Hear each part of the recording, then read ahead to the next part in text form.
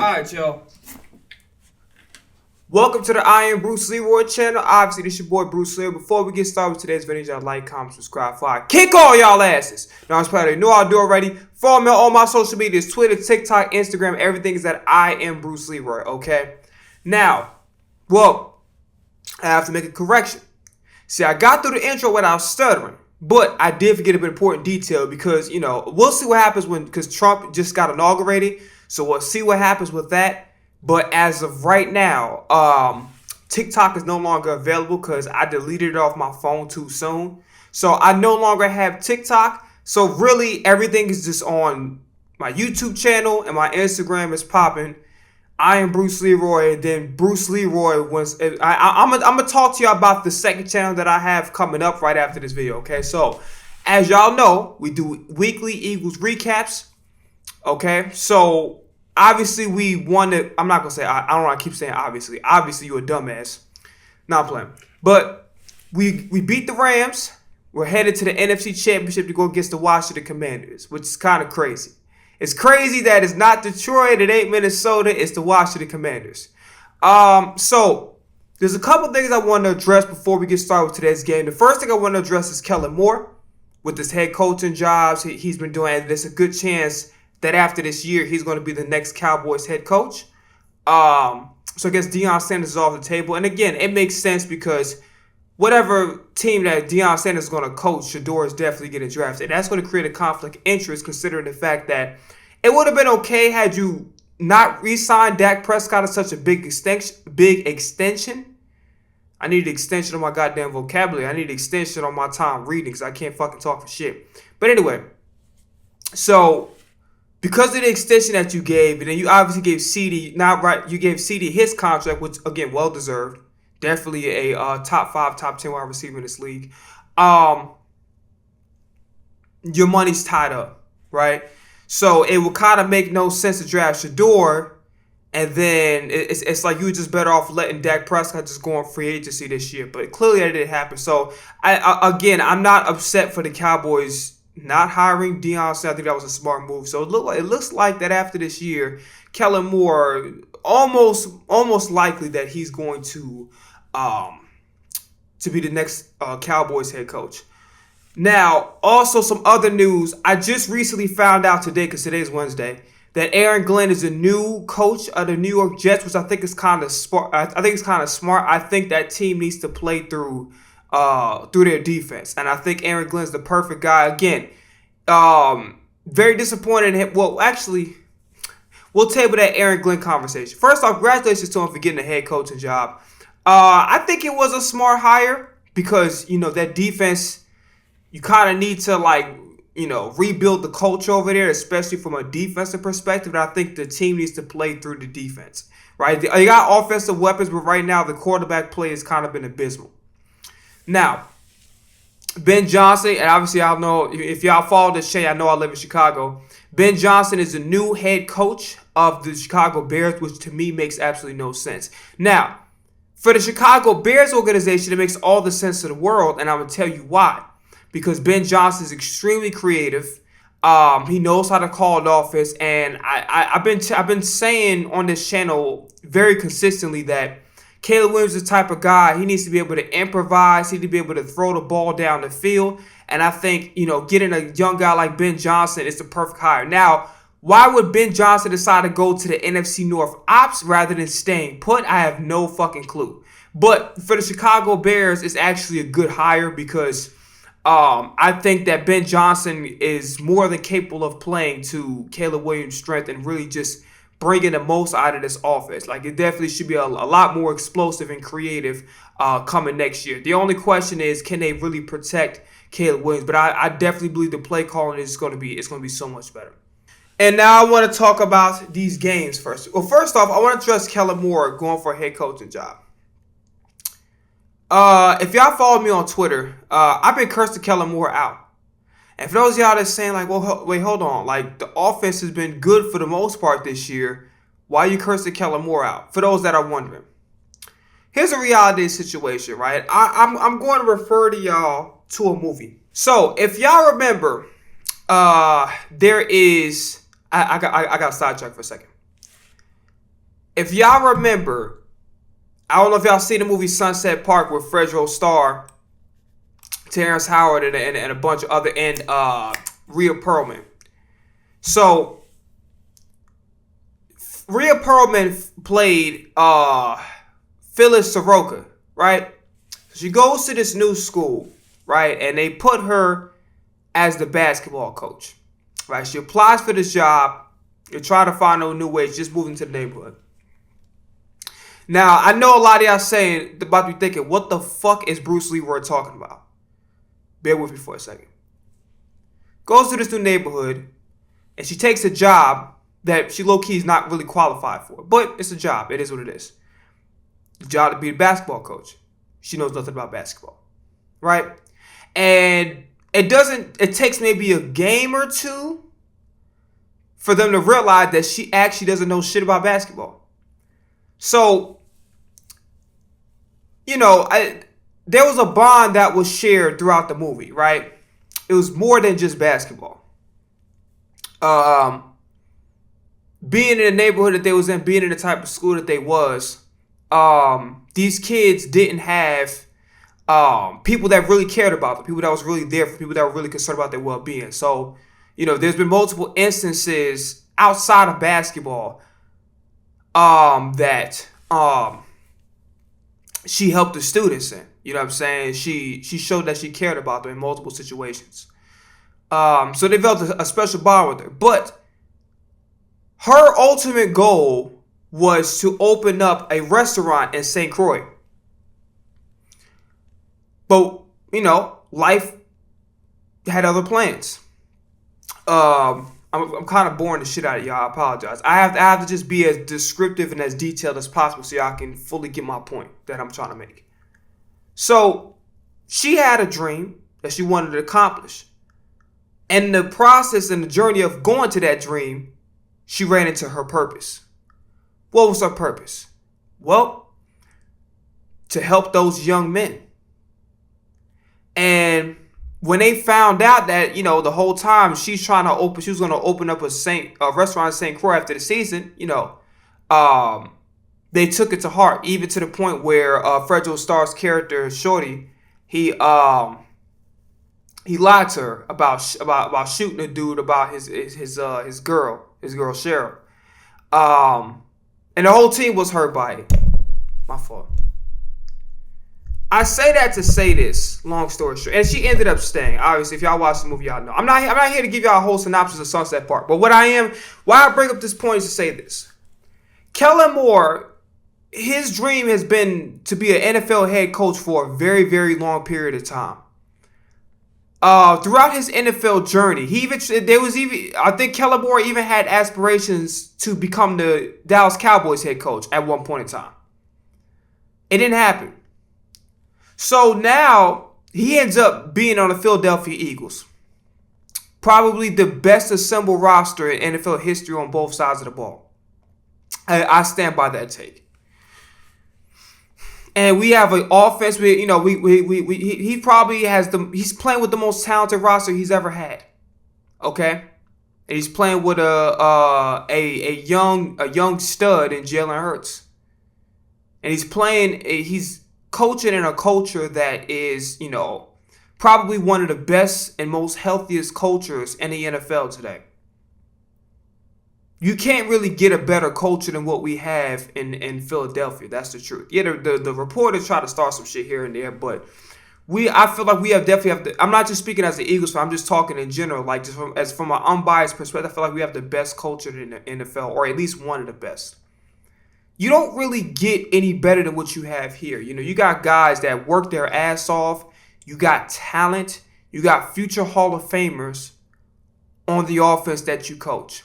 And you got a young stud in Jalen Hurts who, and we'll see what happens over time, he could be a future Hall of Famer. It's a possibility. Not necessarily playing like it as of late, but the talent is there.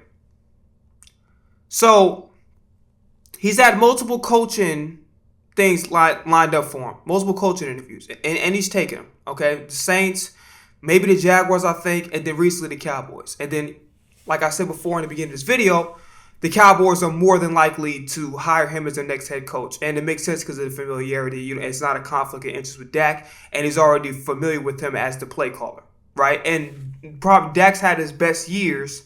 That offense had its best years with Kellen Moore. And I recall the game, the best Cowboys team, all bias aside, in my opinion, was the game that they faced the 49ers. I think it was in the divisional round. And, Dak Prescott didn't give the ref the ball on that last drive. I think that was the best team they had. I think that team, all bias aside speaking, that team probably had the best opportunity to go to the Super Bowl, if you ask me.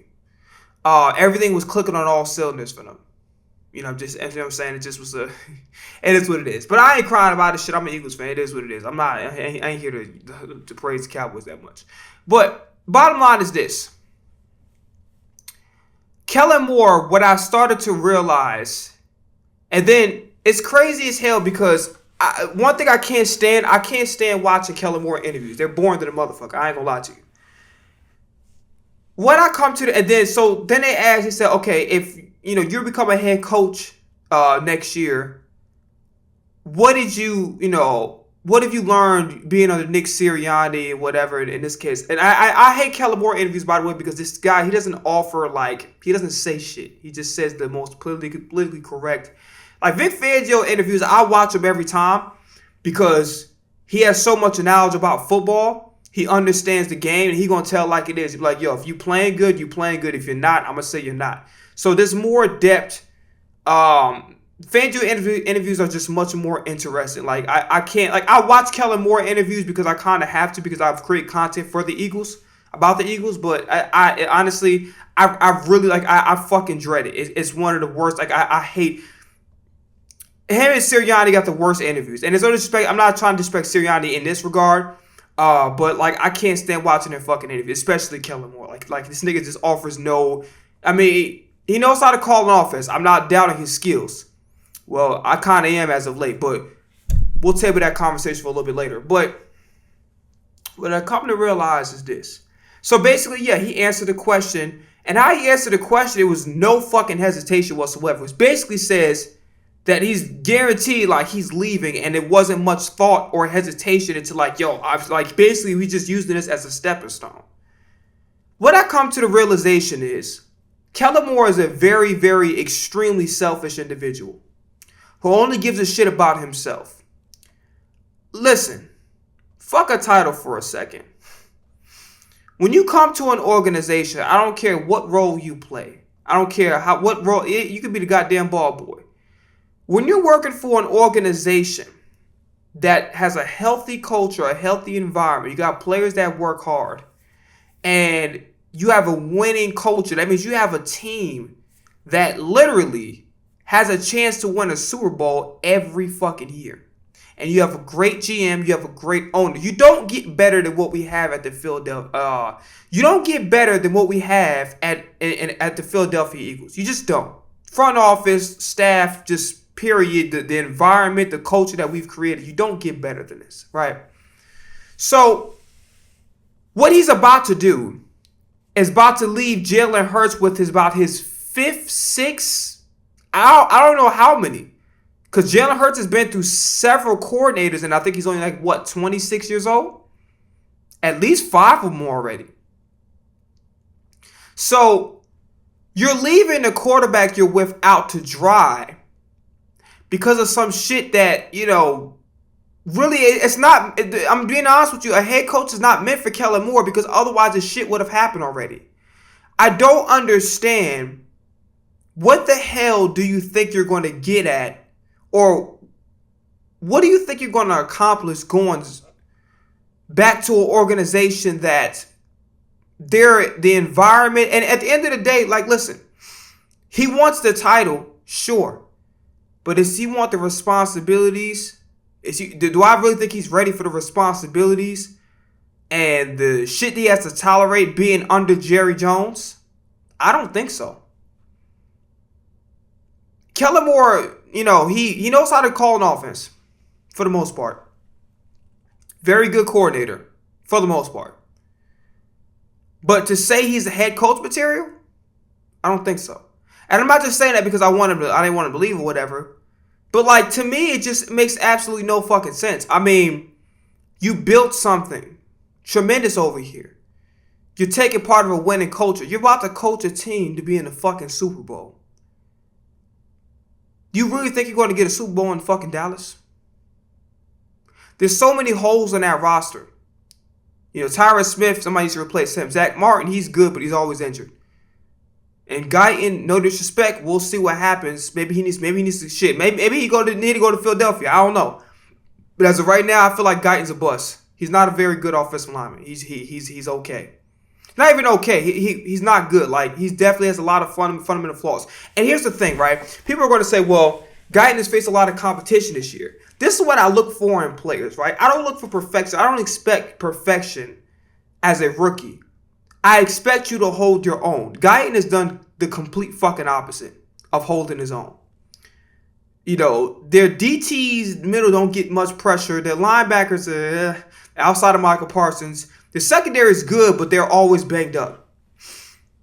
But Dallas has a lot of holes in their, way too many holes in their roster.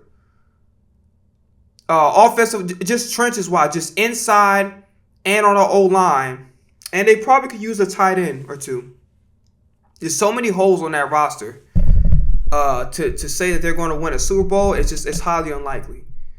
So, honestly, the reason why I curse them out, because it's like, I kind of don't understand how the fuck you could be a part of a culture that, again, you don't get better than what we got here at Philadelphia, and then you want to abandon a young quarterback that needs that guidance.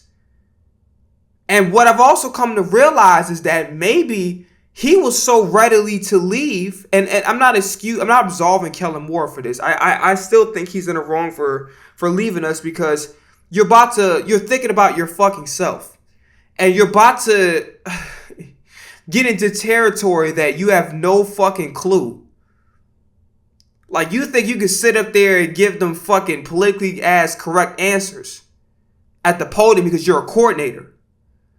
Now, you wearing that goddamn star, if he becomes the head coach of the Dallas Cowboys, which is more than likely, you wear that star, and now you're the head coach. Everything stops with you. The wins and the losses are on you, especially the losses. The first person they're going to look at is you. You have no idea what the fuck you're getting into. So to be honest with you, I'm keeping it real with you. I'm not even sad. Good fucking riddance. If you don't want to be here, I'll keep it real. The motherfuckers who don't want to be here, leave. Because we don't need you. We really don't. Yes, being at the hands of Sirianni, I'm a little worried, because I don't like Sirianni as a play call. Like the X's and O's is just not his thing whatsoever. Not even a little bit. But if you don't want to fucking be here, just leave. You know, I don't need to sit up there and be sad or like, oh, Kellen, beg, motherfucker. Oh, Kellen Moore, please, God, please stay. We'll bake you all the apple pies for your fat chipmunk face ass. We'll give you all the acorns you want. We'll bring Alvin in. We'll bring Alvin, Theodore, and Simon, man. We'll bring them all. Please don't leave us, please. No, I don't give a fuck. You want to go? Leave. I don't give a shit. And that's probably why, and I got a theory, that's probably why he's been calling like shit these last couple games, because his mind ain't on fucking trying to help the Eagles win. The same shit happened with Jonathan Gannon. His mind is on becoming a fucking coordinator. We're a stepping stone to him. But that's his dumb ass. If he wants to sit up there and leave and then miss out on a tremendous opportunity to be a part of a fucking potential dynasty, that's his dumb ass. I don't give a fuck. Alright, so I'm off Kellen Moore. Fuck him. You want to go? Go. Bye. Have a nice day. They can sit up there like coaching like dog shit in the playoffs and want me to sit up there and fucking feel sorry for you. But, oh, Kelly, please don't leave. Please. I'll kiss you on your head. Don't leave me, please. Nigga, what the fuck I look like? Now I don't give a fuck. Have a nice day, nigga. Bon voyage, bitch. Fuck out of here. I don't care. Now, we'll talk about Jared Verse real quick. So Jared Verse made his comment about, I hate the fans or whatever and all that shit. I hate being in Philadelphia. Here's the thing, right? I know y'all would probably like, oh, he probably go off on his ass. I'm not. I truly don't give a fuck. He's going to say certain things to try to, antagonize the fan base, and he is going against us. He doesn't technically have to be our friend. He doesn't have to say that, oh, they're a great team or whatever. Nah, keep the competitive edge. I like it. And to tell you the truth, he actually played a very, very good game. So, honestly, hats off to him. He talked his shit and he backed it up. And I have nothing bad to say about him whatsoever. I actually respect the dude because, like, yo, he's probably the most talented defensive rookie outside of Quinyon Mitchell. He's the most talented defensive rookie in the league. And he's a fucking baller. He can play. So I don't have no problem with him talking this shit. Go ahead and talk your shit. Like, I don't expect him. He's not supposed to be our friend. He's the opposing team. You know what I'm saying? He's a part of the opposing team. So yeah, he was talking shit during the game. He low key backed it up. He played well. It's all respect. I have no problem with Jared versus. I know y'all probably was like, oh, Jared Burks have to go off on his ass. And here's another thing too, real quick, before we start talking about the rest of the wild card games. I do not want to address Woody, not a flying toy. I don't want to address the real life Woody, okay? I don't want to address the goddamn Ken the Barbie doll just got out of rehab. I don't want to address that nigga. I do not. Like, there's no point in me addressing this dumb motherfucker who literally said, in fact, I won't even mention this dumbass nigga name. He was talking about something. Oh, if you take 4, 5, 6, 7, maybe 8, maybe all the plays that the Eagles did, the Rams win this game. Why the fuck would I address a clown? You know what I'm starting to realize? I'm starting to think that niggas might be gay or some shit. And listen, if that's how they roll, that's how they roll. Because for the life of me, I don't understand. Even Alex Smith, who, he was good. To me, he was mid as fuck. He was human like him and Tony Romo were human like. I used to can't fucking stand watching them. They used to play them on Sunday Night Football growing up a lot. I hated watching them. They were boring as shit. Him being on the Chiefs and Tony Romo being on the Cowboys, just fucking human like with just like literally if they was playing on Sunday Night Football, nigga, I'm going straight to sleep. I ain't miss out on a fucking thing. Boring as shit. Just straight game. The epitome of a fucking game, man. The boring ass niggas. So he started talking about how, and a lot of people keep saying this dumbass shit, and I'm not even. I'm going to say this one time. I'm not going to keep saying this shit over and over again. Y'all sound like fucking idiots when y'all say that Jalen Hurts can't beat you with his arm. Jalen Hurts isn't perfect. Jalen Hurts has some holes in his game that's keeping him from being mentioned among a Patrick Mahomes, a Josh Allen, Lamar, Justin Herbert, Joe Burrow. He has that thing that he's missing, right? But I can assure you, his ability to throw the ball is not one of them. And y'all keep saying that it is, and y'all sound fucking stupid because if you actually watch, you can literally go up to his fucking highlights, okay? Go up to the goddamn 2022 highlights. Hell, even now, he throws probably one of, I would say, top 2, maybe 3 of the most accurate deep balls and pause in the NFL. So when y'all say this stupid shit, y'all sound like an idiot. Jalen Hurts' issue is not throwing the football. I don't know where the fuck y'all get that from. But y'all so, mesmerized by this nigga. Y'all really just like, y'all so goddamn mesmerized by this motherfucker. You're talking about something like, I'm surprised most of these other niggas ain't mentioned pretty privilege like goddamn Dominic Foxworth did. Because y'all niggas just be, it's coming to a point where it's weird, right? Criticism is one thing. Constructive criticism is nothing. But when you just say stupid shit out of thin air, and you're literally saying dumb, like, it's stupid because you thought of it. You know that it made no sense. The average person with any sort of sanity knows it doesn't make sense. But by saying this, you're going to elicit some type of reaction. And here's a real situation. I'm not going to curse y'all out. I'm not going to go crazy. I ain't going to scream at y'all niggas. Y'all not worth it. When you say dumb shit, if y'all want to be stupid, be stupid. I don't have, like, what the fuck do I look like tell somebody, hey, it's a good idea to be smart. It's a good idea that, if you're a former quarterback or former player in this league, you might want to try to be objective. You might want to try to say things that make sense because people are looking at you for their expertise. If they decide that, hey, stupidity is the way to go, saying dumb shit is the way to go, what the fuck are like sit up there screaming at niggas and cursing them out for? For what? It's a waste of my fucking time. Because clearly they're doing it for rage bait. So why the fuck would I care? Why would I lose my vocal cords screaming at niggas who know what they're cool with being stupid? So I'm cool with them being cool that they're stupid. I'm gonna take my smart ass onto the side with the nerds and shit. Be like, yeah, listen, let me I got a biology test, right? You know what I'm saying? Y'all got the answers to that shit. I'm gonna sit next to the fucking nerdy kids and shit.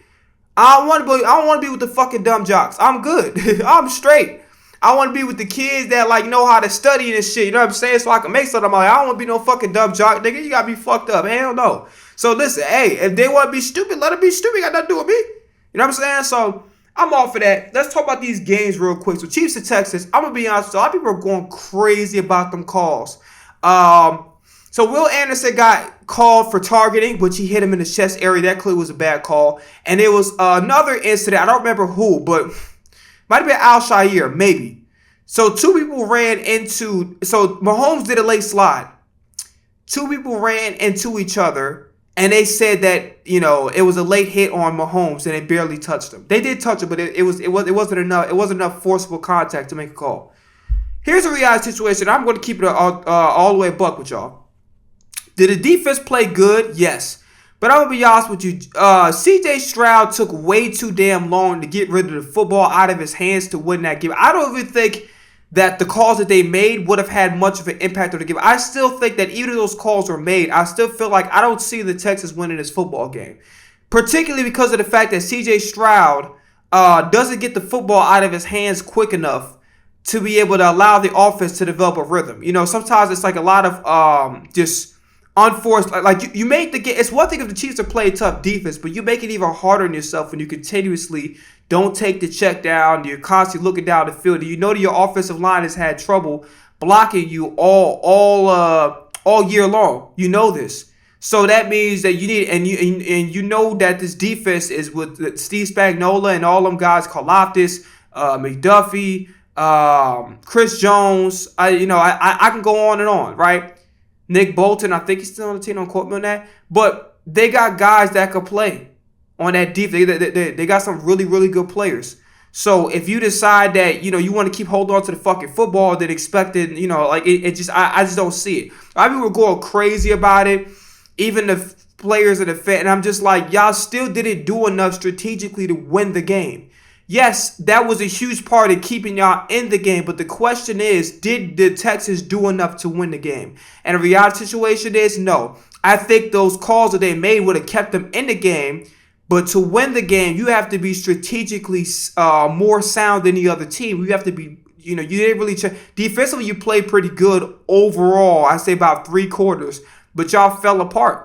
And it's just like I don't sympathize with the Texans. At the end of the day, the Chiefs were the better team, and I'm gonna die on that hill. Yes, those calls should have been made. Those are egregiously bad fucking calls. But I'm not going to, there's nothing in it that I looked at that game and said, okay, if those calls would have been made, the Texans would have almost guaranteed they would have won the game, or they would have had a chance to win. I don't see it. It would have kept them in the game, but to win a game, that's a stretch. So honestly, I'm not even outraged about it. To be honest, a bad call, that shit shouldn't be happening. But it is what it is. Lions Commanders is probably the best game out this entire NFL season. Okay. Jahmyr Gibbs was doing his thing. I felt like that overall Ben Johnson got a little bit too pass happy, and they paid the cost for that. The defense had trouble stopping Jahmyr Gibbs on a consistent level. They had no answer. Then obviously David Montgomery's going to be what David Montgomery's going to do, but Jahmyr Gibbs was whooping their ass. And I don't understand why Ben Johnson didn't stick with running the football, because the reality situation is, in my honest opinion, this team works off of short passing, Goff getting the ball out of his hands on time, and Jahmyr Gibbs running the football, and then the play action. But the passes got to be quick.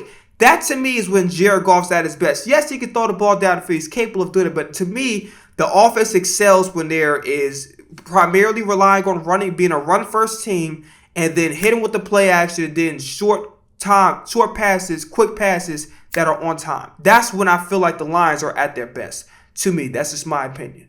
Okay, trying to see what else. Yes, so Jared Goff played terrible. Made a lot of bad decisions, forced a lot of balls into coverage.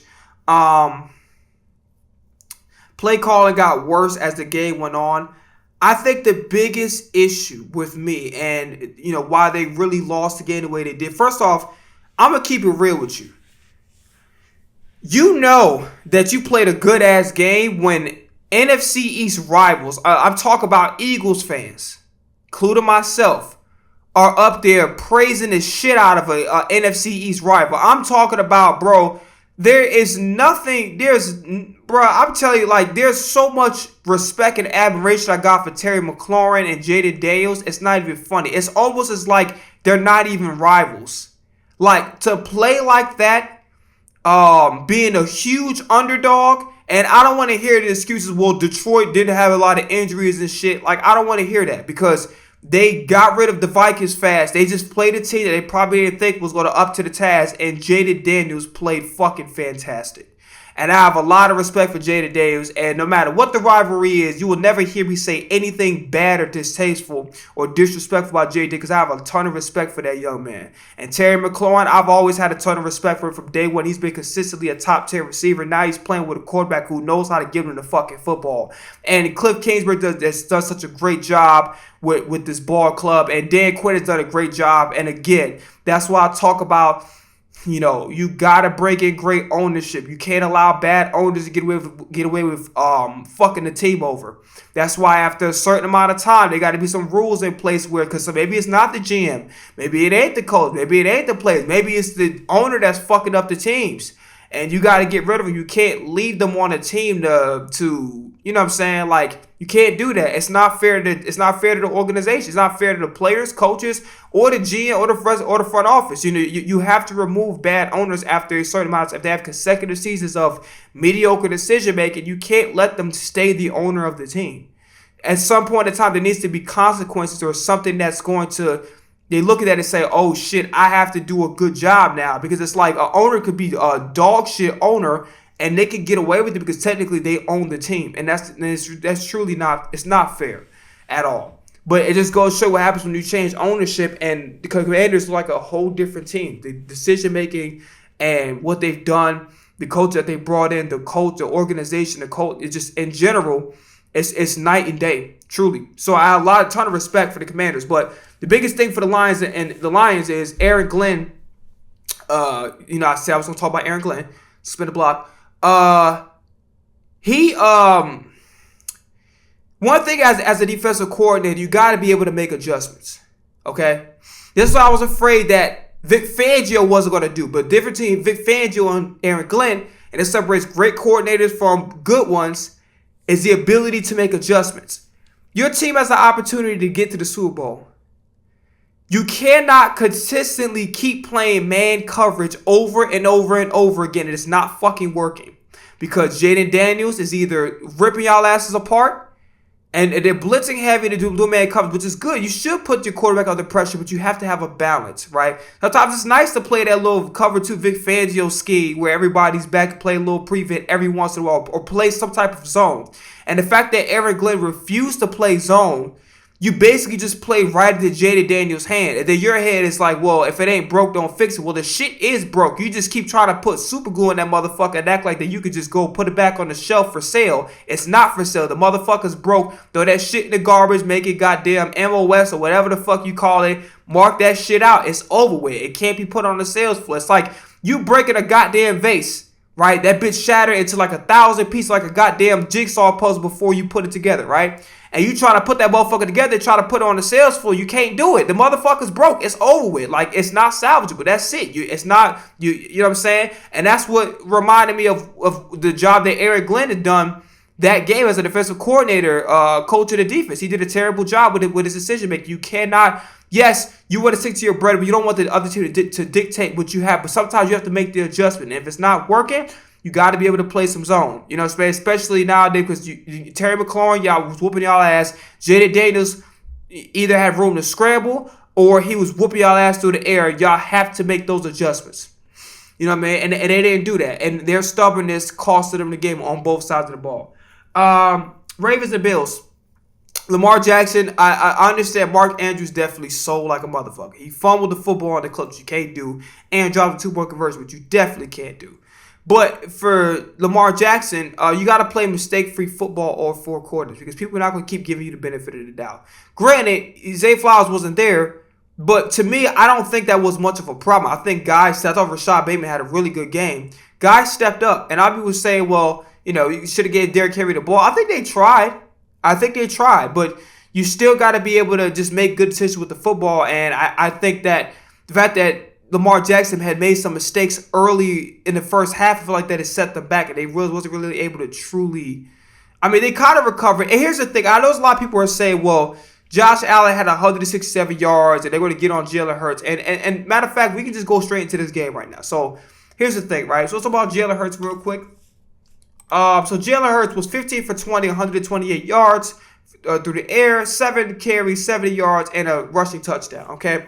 Now, Jalen Hurts did a fantastic job of actually running the football as far as, being a quarterback. Like he did a tremendous job of scrambling, 100%. Like, no. Matter of fact, I take that back. I said some dumb shit. He had a tremendous first half. He scrambled when he needed to. Remember how I talked about, Jalen Hurts, Dan Orlovsky said, Jalen Hurts isn't a timing quarterback and things of that nature. And I'm like, that's complete fucking cap, because I literally watched this dude do it in Pittsburgh, and I see him do it, especially that first quarter, but that whole first, but really, the first half, he had a good first half, really good first half, but he had an outstanding first quarter. And I'm like, this is why I was so hard on Jalen Hurts, pause, because I know what the fuck he's capable of doing. You understand what I'm saying? And that's why we got to stop coping for this nigga when he not playing the way he's supposed to, because we know what the fuck he could do. Bruh, he's the top 3 quarterback in the league where he's on. I'm only putting Josh Allen or Patrick Mahomes above him, but when Jalen Hurts is on point and he getting the ball out of his hands, he's not sitting there, his decision making is quick. You know what I'm saying? Nobody can fuck with this dude. Straight up. He can scramble when he needs to. He did a great job of that. He had a big scramble for a touchdown, I think the first drive. When Hurts is on, there's only 2 people you can compare him to, and that's Mahomes and Josh Allen. So that's why when niggas be say this shit, 120, 130, like, that's just not good enough. It's not, and especially not with this offense.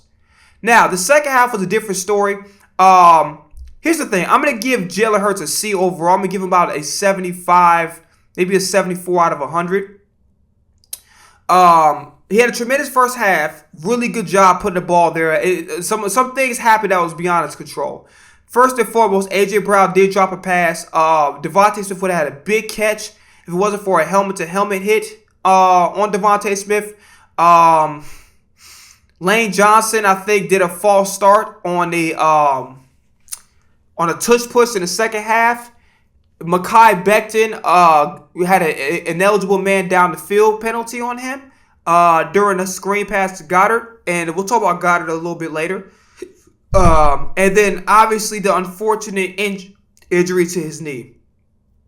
I thought they ran him way too much. And, I honestly, when you get an injury like that, here's the thing. If I think it was the regular season, I don't think Jalen Hurts would have played. I think Jalen Hurts had to play because the playoffs are on the line. You're trying to get a Super Bowl. So that's the only reason why I think he played. I think, honestly, the injury that he got, if it was the regular season, he definitely would have sat out for sure. But I give Hurts a C. I'm not going to kill him like I did the last game, but what I will say is that second half left a lot to be desired. But again, when you get an injury like that, there's only but so much you could do. He couldn't fucking move. That's why off the safety, I'm not blaming him. The fumble, I could blame him, sure. And here's the thing. I thought there was some situation where, like, Devontae Smith was open on some end breakers. He definitely could have continued because they did some screens to Saquon. I don't know why Jalen Hurts stopped doing that. Like, because if there's nothing open in the middle of the field, right, and Saquon is open for that screen, you need to give him the ball. So, the same old rhetoric about him getting the ball out of his hands, being on time, taking the check downs, which he took some, but I feel like he took too long to do that, and he didn't do it enough. If those guys aren't open, and also we got to hold Sirianni and Kellen Moore accountable for their play calling because the route combinations is still fucking trash to this day. And here's another thing I want to get on y'all Eagles fans about because I'm tired of this shit. Y'all have to calm the fuck down. Every time that somebody criticizes Jalen Hurts or say something that's valid, like there was this dude, hold on real quick. Did I save it? Dumbass. So the dude that called in talking about how Jalen Hurts need to play better, he said some shit that kind of like didn't make any sense. He was like, yeah, well, the Packers, they're not that good or whatever. I'm like, motherfuckers, a win is a win. So he said some shit that didn't make sense. But overall, y'all, if I find a name, which I probably won't, I'll put it in the comments. If not, I ain't find the shit. And maybe I'll probably post it in a community post, something like that, maybe sometime in the near future. But yes, Jalen Hurts, I think there was a lot of things that was beyond his control. But again, he got to get the fucking ball out of his hands. He got to continuously take the check down. He got to process things a lot faster. Can't hold on to the fucking ball and keep taking sacks over and over again. And, this play calling got to be better. I don't know why the fuck that, we continuously do the same shit over and over again. It's like the last 7 weeks of football we didn't learn. The Green Bay game didn't we learn. Like, why the fuck aren't we getting better? We need to get better. I don't give a fuck. Well, a win's a win. I don't give a fuck. I don't care. We have to get better. It's any fucking excuse. We got this roster, the best roster, period, assembled. Especially with his defense. We got the number one defense in the league right now. No fucking excuses. We got to make shit happen. And the snow wasn't as bad that it really impeded anybody. It really wasn't much of a factor regardless. You know what I'm saying? It didn't snow that bad. The bad weather came technically after the game. It did snow, but it wasn't egregious. You know what I mean? Saquon was outstanding. 26 carries, 205. 7.9 carry, 2 touchdowns. Had a few receptions for 27 yards. Did pretty damn good. Saquon. I thought it was cool that he went to Marshall Faulk and LaShawn McCoy for advice about playing in the snow. He was definitely the MVP of the offense. Here's another thing I don't know why people are not giving credit for. People are not giving Kenneth Gainwell his credit. And I don't like that. I think this is what y'all have to understand about sports. And it's about sports teams in general. Not everybody can be a star. Okay? Not everybody's going to be a generational talent. Not everybody's going to be a Pro Bowler or an All-Pro and things of that age. Some people are just like, those are our hustle players. Those are our scrappy players, right? They make plays when you need them. They're reliable. They don't have big egos, and they don't need the ball in their hands to make an impact on the team. They're going out of their way because they care about the team. You need guys like that on the team. And yes, Kenneth Gainwell, not the best. There's some performances I feel like that is much to be desired to help lighten the load off Saquon, but overall, you have to get over fucking I feel like that last year done really changed our perception about Kenneth Gainwell, and it's like he's always been a good player to me. It's just like he's not a number one back. That's fine, but he's played pretty good this year for the most part, and I don't like. I hear the no gain Gainwell. No respect to Philly 500, but I gotta keep it real. Ken Gainwell's been pretty good for the most part. I feel like that he's played well. Maybe a couple things you probably could take back. But overall, he's played fairly well this year. And it's like, I hear the criticism was loud, but he did a great job kick returning, did a great job running. He recovered the Jalen Hurts fumble. He did a lot of really, really good things that, honestly, if he didn't play or didn't get any playing time, we would have not won that game. So as loud as I hear the criticism about Kenneth Gainwell, I need to hear the praise. I need to hear the respect, the props when his props is due. Because he's playing his ass off. He had a really good game against the Rams. The stat sheet doesn't mean shit to me. I watched it with my own eyes. He really made a huge difference. Definitely the X factor in this game for sure. Goddard needs to be way more involved than what he was. It shouldn't take one drive in the second half to do that. Completely fucking inexcusable at all. A.J. Brown somewhat struggled. Devontae Smith had a few receptions that they threw to him, but just overall, just the routes just need to be better than what they are. And let's go over to the defense. Man, I ain't gonna lie to you, man. There's not enough apologies. Oh, yeah. And also, here's the thing I don't like about the refs. Jalen Hurts had a lot of late hits put on him, and the refs didn't call a fucking thing, which that really pissed me off. I'm not gonna lie to you. He was getting hit late a lot. And the refs were just not calling that shit whatsoever. But Darius Slay, man. I've apologized before. I don't think there's anything I could do to really show how sorry I am. I've been very vocal and boisterous, very vociferous. That even makes sense. I don't know if that makes sense. If it doesn't, I don't give a fuck. I've been very unfair to Slay. I feel like some of the things he brought on himself that warranted the criticism, but I feel like that I was I've said it before. I got disrespectful. I'm not even gonna lie to you. I got disrespectful. I got out of line. I went a little too far and shit like that. I've said some things I really want to take back. Darius Slay's played his ass off all fucking year. And he had a really, really good game. This really, really good game. He ended up having but by the way, Jalen Hurts has a PCL tear. Obviously, because we're going for Super Bowl, he's going to play. But most likely the regular season, he's not playing. So going over back to Darius Slay, man. Yo, there's not enough apologies I can give you, brother. Like, you've been outstanding. And you've really given your all for the team. So salute to you, number 2. Salute to Big Play Slay, man. Because he's stepping up his game. He's showing his leadership. He's outstanding. I got to give him credit when credit's due. I've been very vocal when I would disrespect him. I got to be very vocal when I apologize and hold myself accountable when I go too far as criticizing certain players and just kind of not giving them a fair chance. So yeah, I don't give a fuck what Darius Slay here do from here on out. I won't talk shit about him. I won't say nothing. You know what I'm saying? He's definitely earned my respect. And then some. Pause. But you understand what I'm saying? I'm done speaking negatively on Darius Slay. So I owe him a huge apology. It's not enough times I can really apologize because he's really made me feel like a fucking idiot with how he's played, how he's elevated his play, and he's making a huge difference for this ball club for sure. He's putting his all on the line, and he's not just talking the talk; he's walking it for sure. Charles Gardner-Johnson has some pretty good tackles. Zach Bond had a really, really, really critical fourth quarter. Reed Blankenship made some tackles. Sometimes he missed them. Burks, not a perfect game, but he improved. I would have liked to see Jeremiah Trotter have been in a little bit more times, but it is what it is. We saw Nicholas Morris in the practice squad, which I thought was a very savvy move because I don't think he's that bad of a player as people make him out to be. I don't think he played well towards the end of the year, but then again, who really did? He has some really, really big breakout games last year. So, again, worst case scenario, we bring him in. He knows how to play a little bit. I think he's somewhat capable. I mean, shit. You know what I mean? Isaiah Rodgers. So, Quayon ended up having a situation. Let me see if I wrote it down. What happened to Quayon? Did I wrote? I don't remember what happened to Quayon. But he's going to play. I think it was like a shoulder injury or something like that. It was very light. So, Quayon's going to play next week against the Commanders. So Rodgers dropped an interception in the first quarter.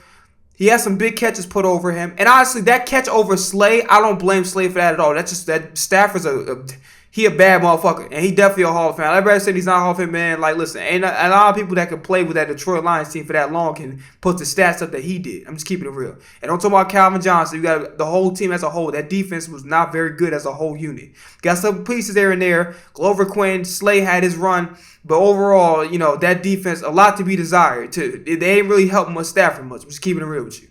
Offensive line never really upgraded. Receivers depth as a whole. Brandon Pettigrew was okay. Marvin Jones had his stint. Golden Tate had a short stint, but not really. They didn't really help much. So yeah. So that was cool. Jalen Carter definitely probably the game MVP. I mean, he came through clutch. He was double teamed like crazy and still made an impact. He forced a fumble. He got a sack, maybe a couple sacks. So Jalen Carter played outstanding. Talk about we all been talking about, okay, who's going to be the closer because Asar Reddick's not here. It's going to be Jalen Carter, hands down. Ojomo got a sack. Shout out to him. Shout out to Jalix Hunt for getting his sack in the playoffs. That was cool to see. I'm trying to think about who else I want to speak about. Josh Sweat made a pretty good play or two, so I thought that was nice to see. I'm trying to think about who else. But yeah, as far as Isaiah Rodgers is concerned, he definitely made up for it with that fumble return. But he needs to do better. I don't really like his play overall. I don't. It's not terrible, but it's like he make too many mistakes for me to just give him credit. You know what I mean? Like he allowed too many catches. He got to continue to develop and continue to work at what he does. Because I'm not entirely comfortable with him being a starter. Like, he's good enough to start, but he does some things that's kind of like, you could tell he needs to continue to develop his game for sure. Nolan Smith was, didn't always make plays on the stat sheet, but was very, very disruptive all game. I think that's all I gotta say, man. That's it. Oh, yeah, and Elliott almost fucked us over. He made some good field goals that helped us, and then he missed a couple PAT attempts that damn near almost lost us the goddamn game. So, you know, it was bad. So, that's it. That's all I got to say. We're done. I'll see y'all after the Commanders game. Hopefully, it should end us on a Super Bowl trip. My prediction is we're going to get a rematch against the Chiefs. I don't see how to. If the Bills do win, great, but most likely my money's on the Chiefs. And I want Pat Mahomes to win because everybody knows that you watch the channel. Pat, my GOAT. That's my GOAT. That's my favorite player of all time. You know what I'm saying? Obviously, when he faced the Eagles, I'm bleed green. You know what I'm saying? It's fuck Mahomes until after get like, oh Mahomes, my God, my beautiful God. No, I'm playing pause. But anyway, that's all I gotta say. Oh yeah, huge announcement's coming up. Or huge announcement. I'm finally releasing a song again. So if y'all know the Calling All the Monsters shit by Yusuf, produced by Spaz, I hopped on that shit. It's going to be coming out. The goal is this Saturday that motherfucking song going to come out. I already did the cover art. I'll post it on social media. TikTok is over with. So Instagram, I'm on there. I'm on YouTube. So check me out over there. That's all I got to say, man. I'm out of here. Peace! All right.